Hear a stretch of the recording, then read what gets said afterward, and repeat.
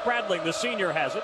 Out to Gibson, ball poked away from behind by Smart, taken by Forte. 2-on-2, Forte for three, top of the key, and it's good. Oklahoma State guard Phil Forte understands the damage and the threat of the buzzer beater to an opponent. In his time as a Cowboy, he's hit plenty of traffic.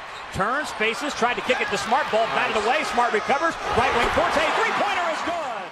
Since 1993, teams have had to defend for a full 35-second shot clock just to be kicked in the teeth by a deep shot at the end. It can be demoralizing. This year, though, a rule change will mean he has to get that shot off sooner. Definitely have to get into your offense quicker. You know, you get across and you probably start your offensive set about 22 seconds instead of about 28. So, you know, you have time to run one play, and then if not, you kind of got to look to attack the basket. There are rule changes every year in college basketball, but this year's are a little more weighted. Pump fakes, one dribble, three-pointer, got it! For the upcoming season, there are two major rule changes that will affect players like the Cowboys' Phil Forte.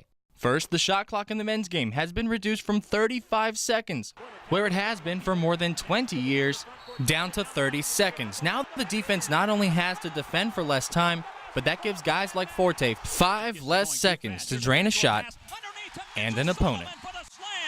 It's a 6-point game, 30-24, and a timeout, Kansas. There is another change that will directly impact players like Forte as well. Coaches now have one less timeout, meaning they can't stop as many runs during the game if they want to be able to set up a game winner at the end.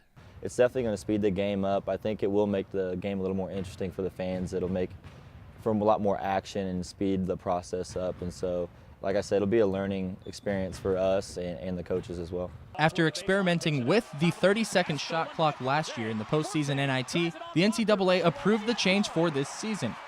In 31 NIT games, there were 22 shot clock violations, an average of .71 per game. In the 67 games of last year's NCAA tournament, though, there were only 17 total, an average of .25 per game.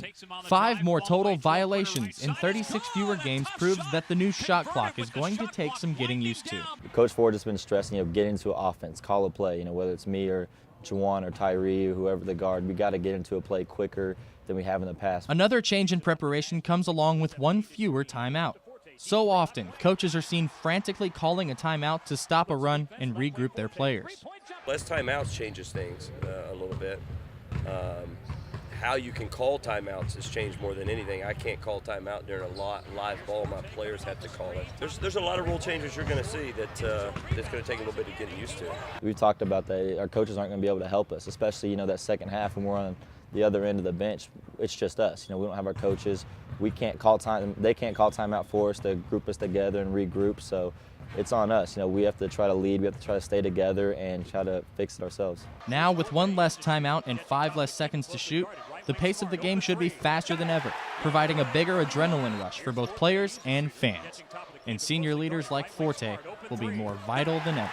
Forte to Smart, right wing, splits the defense, left wing Forte, three-point jumper, yes sir! For the Poke Report, I'm Curtis Quillen.